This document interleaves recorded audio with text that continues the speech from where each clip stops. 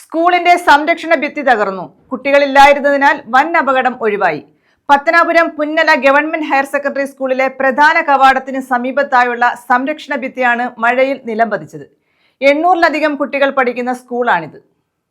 Pathanapuram Punnala higher secondary സ്കൂളിലെ പ്രധാന കവാടത്തിന് സമീപത്തായുള്ള സംരക്ഷണ ഭിത്തിയാണ് ശക്തമായ മഴയിൽ നിലംപതിച്ചത്.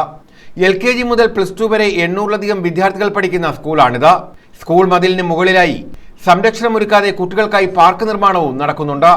അശാസ്ത്രീയമായി ബലമില്ലാത്ത മതിലിനുള്ളിൽ പച്ചമണ്ണ് നിരത്തിയ ശേഷമാണ് പാർക്ക് നിർമ്മാണം നടക്കുന്നത്.